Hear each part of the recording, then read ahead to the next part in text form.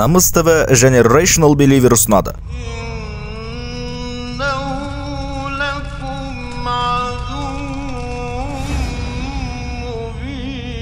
Шайтанның армиясы серияларынан.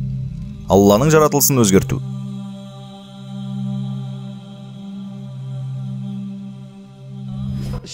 Шайтан Аллаға 4 нәрсені өдетті. Ол, мен адамдарды адастырамын деді. Ал қазіргі адамзаттың басын көпшілігіне қарасаңыз, олар Рахманның құлы емес, шайтанның құлы болып кетті. Сосын ол шайтан, мен оларға жалған құмарлық пен қалауды беремін деді. Және бұл жалған құмарлық пен қалауды жалпы екіге бөліп қарауға болады. Оның біріншісі тән құмарлығы. Біздің қоғамға қараңызшы. Шайтанның тілегіне қаншалықты бой алдырғанбыз. Расында да, біздің бүгінгі қоғамға көз салсаңыз, жыныстық құмарлыққа негізделген қоғамды көресіз. Бұл құмарлық қаптаған қоғам, жыныссыз ессіздік жайлаған қоғам. Яғни, жыныстық қатынасты тек қауіпсіз түрде атқарсаңыз болғаны, қоғамнан қолдау тауа бересіз. Өйткені олардың ойынша, жыныстық қатынасқа түсу жай ғана физикалық нәрсе. Ал исламдық тұрғыда бұл рухани дүние деп бағаланады. Рухани болғаны соншалық, күйеуі мен әйелі қосылмас бұрын, олар Алладан пана тілеп дұға оқиды. Ал бұдан пайда болған перзентті Алла қорғанын алады. Ғұламалардың айтуынша ата-ананың дұға жасауы бала өмірінің ең алғашқы хақысы болып саналады. Себебі жыныстық қатынас рухани дүние. Ал қазіргі уақытта сіз 16 жастағы әлі жыныстық тұрғыда пәк, бұзылмаған бозбала немесе бойжеткен болсаңыз, сіздің жағдайыңыз дұрыс емес деп санайтын сондай бір қоғам қалыптасты. Қазіргі қоғамның қолдап жатқан нәрсесі міне осы. Ал енді ұмытпаңыз, қиямет күні еш жерде көлеңке жоқ болған кезде, Алла өзінің аршысының саясын алатын 7 түрлі адамның бірі, Аллаға бойұсынып, ғұмырын құлшылықта өткізген жас жігіт болады делінген. Сонымен бірінші түрі тән құмарлығы. Өйткені лағнет шайтан, мен оларға өздерінің тәндік қалауын берем деген болатын. Екіншісі, шайтан сізді алдап арбап, бұл дүниедегі жалған талаптар мен ұмтылыстарға сендіреді. Ол мына жалған дүниеге деген талаптарды өмірлік мақсатыңызға айналдырады. Ол бұл дүние құмарлықтарын сіздің өміріңіздің мақсатына айналдырып қана қоймайды. Сізге өміріңіздің мақсаты не екені жайлы ойлануға да уақыт бермейді. Өздеріңіз көріп біліп отырғандай, шайтанның уәделері орындалып жатыр.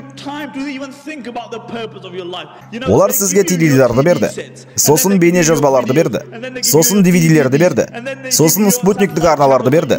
Осылайша сізде тіпті санап тауыса алмайтын спутниктік арналар бар. Содан кейін олар сізге ұялы телефонды берді, сосын дыбыспен басқарылатын ұялы телефонды берді, сосын камерафон, видеофон берді, сосын ғаламторды берді де, ғаламторды ұялы телефоныңызға орнатып берді. Және олар сіз өлген кезде ғана тоқтайды. Ал өлім сәтінде сізге шайтан келіп, мені кінәлама, өзіңді кінәла, мен сені шақырдым, ал сен істедің. Өзіңнен бұрын миллиондаған адамдар алданғандай, сен де алданып қалдың деп айтады. Алла тағала Құранда бұл дүниедегі үлесіңді ұмытпа дейді. Имам Құртубидің айтуы бойынша, адамның бұл дүниедегі тиесілі болған жалғыз үлесі, ол адамның ақыреттік киімі, кебіні ғана. Адам бұл дүниеден тек кебінін ғана өзімен бірге алып кете алады. Шайтан үшінші уәдесінде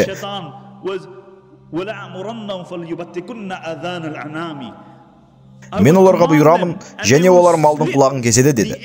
Таңғаларлығы, кезіндегі араб мүшриктері дәстүр бойынша малдардың құлағын кесіп, оларды құдайларының құрметіне деп босатып жіберетін. Арабтарда түйе 5-10 боталағаннан кейін, құлағын кесіп, оны құдайларының атынан еркіне жіберу дәстүрі болған. Олар құлағы кесілген түйені кез келген жұмысқа салуға тыйым салынды деп санайтын. Сол себепті 10 рет боталауға себеп болған еркек түйені де құлақтарын кесіп киеліге балайтын. Құлақтың кесілгендігі кие қасиеттің нышанына айналды.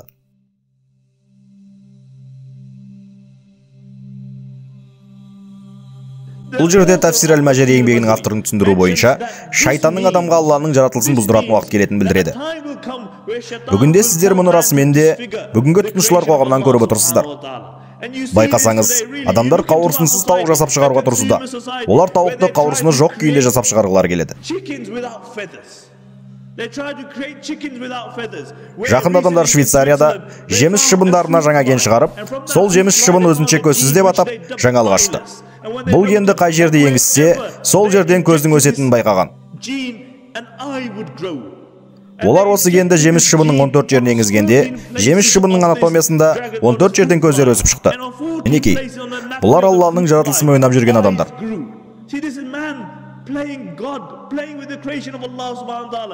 Бірақ бәрі бұнымен тоқтап қалған жоқ. Сіздер Майкл Джексон секілді табыстың және жетістіктердің шыңына жеткен адамдарға қараңыздар. Бұл жігіт бірнеше жыл бұрын көрікті жас жігіт болатын. Бірақ ол жетістік шыңына жеткеннен кейін дүниеге алданып адасады. Ол барлығына жеткеннен кейін тағы да бір қанағаттануды, риза болуды іздеді. Бірақ кейінірек жалғыз ризалық бұл жүректің ризалығы, оған тек адам өз жаратушысын танығанда ғана жете алатындығын түсінді. Сонымен ол не істеді?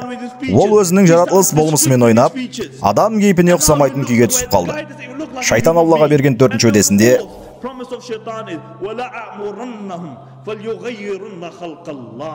мен оларға бұйырамын, және олар сенің жаратылысыңды өзгертетін болады, деді. Ер адамдардың өздерінің дәстүрлік, ерлік нышаны болған сақал мұрттарын орнын қалдырмай төмен қырып тастауы, ал әйел адамдардың қастарын жұлып тастауы Алла субхана ва тағаланың жаратқандарын өзгертудің белгісі. Алланың кітабы уақыт және кеңістіктен жоғары. Ол барлық заманда да адамдарға жетекші болып, қиямет күніне дейін тек тура жолын ұстайды.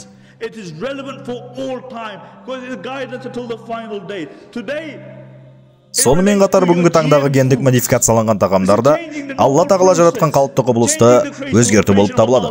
Арктикалық балықтардан қатып қалуға қарсы генді алып, оны қызанақтарға салады да өнімнің сақтау мерзімін анағұрлым ұзаруына қол жеткізеді. Бұл Алла жаратылысымен ойнау. Өйткені сенсеңіз де сенбесеңіз де балықтың қызанақпен еш байланысы жоқ. Бұл бұлай болмауы керек. Мінекей, бұл біздегі гендік модификацияланған тағамдар.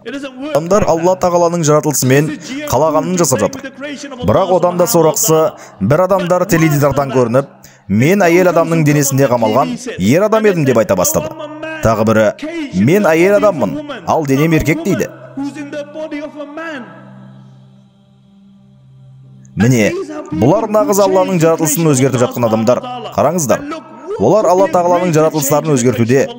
Ер адам әйел болып өзгеріп жатса, бұдан сорақы қандай өзгеріс болуы мүмкін?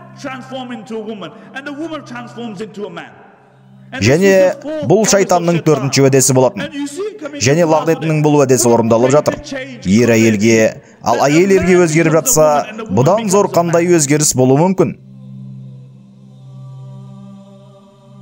Қоғамда осы нәрселерді насихаттау үшін жыл сайын миллиардтаған доллар телешоулар мен басқа әлеуметтік желілерге жұмсалады.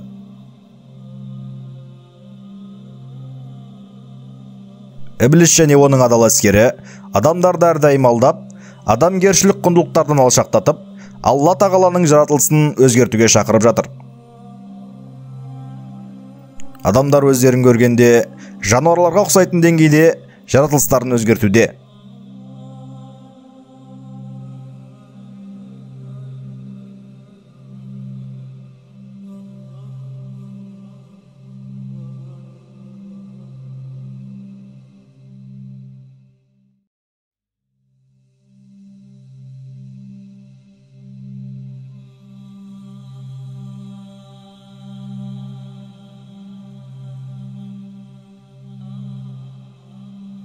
Сіз әлі де бұл нәрселердің бәрі тек көңіл көтеруге арналған деп ойлайсыз ба? Бірақ сіз оның уәделерінің орындалуына мүмкіндік бергенде, Ібліс үстіңізден сізге күледі. Ол Адам алейхиссаламның балаларының хайуаннан да төмен болғанын қалайды. Сондықтан ол адамдарды өзін жануарларға айналдырып, олардың тәндік құмарлықтарын ұстануға көндіруге тырысады. Шайтанның сізді адасуға мәжбүрлейтін бір ғажайып күш құдіреті бар деп ойламаңыз. Ол жай ғана жүйенің басында болады да, төменде оның жоспарларын іске асыратын адамдар бар. Ал қоғам сол адамдарға ереді. Бұл осындай қарапайым нәрсе. Өзіңізді және балаларыңызды оның тұзақтарынан аулақ ұстаңыз.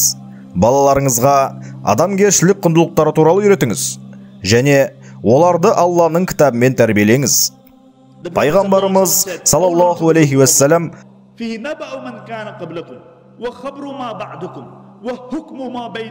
Алла тағаланың кітабын ұстаныңдар. Алла тағаланың кітабы сендердің араларыңдағы үкім. Бұл сендердің араларында үкім шығаратын нәрсе. Бұл дұрыс пен бұрысты ажырататын нәрсе деген болатын. Бұл әзіл емес.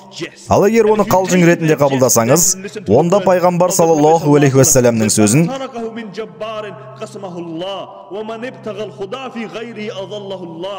тағы да бір мәрте тыңдаңыз.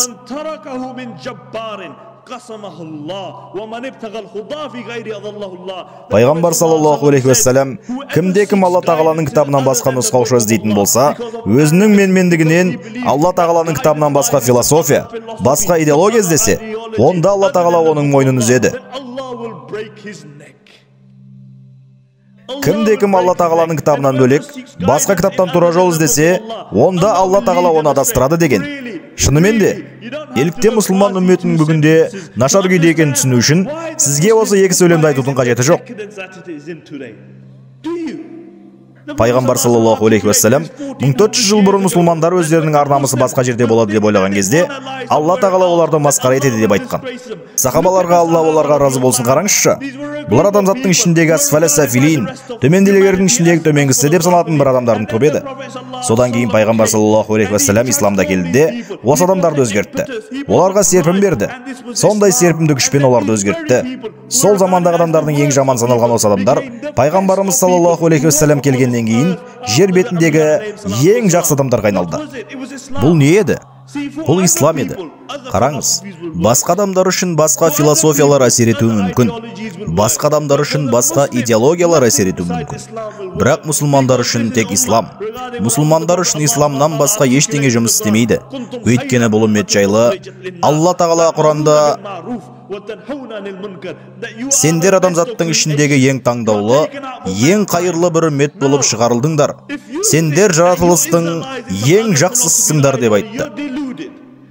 Енді, егер сіз өзіңіздің абыройыңыз басқа философия мен идеологияда жатыр деп ойласаңыз, сіз адасасыз. Мұсылмандар тек Алла тағаланың дінін ұстанған кезде ғана құрметті болады. Тарихқа қараңызшы. Өткен қауымдар Алла тағаланың дінінен бас тартқанда, Алла олардан теріс айналды. Міне, сол себепті де біз бүгін өзімізді қолдыраған күйде таптық. Мұсылмандардың жағдайына қараңызшы. Бүгінгі біздегі проблемалардың баршасы Алладан бет тұрғанымыздың кесірі екенін түсінеміз.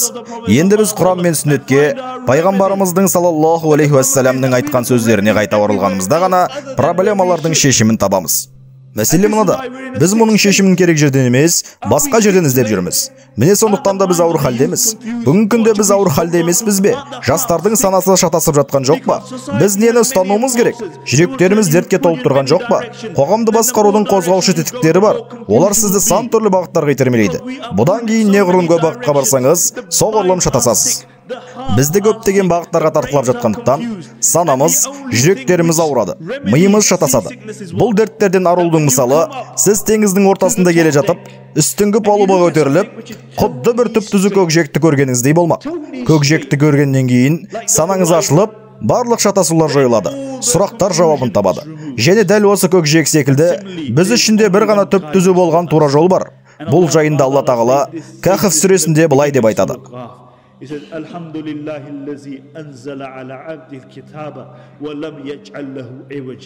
Барлық мадақ пен шүкіршілік таңдаулы құлына Құранды түсірген Аллаға тән.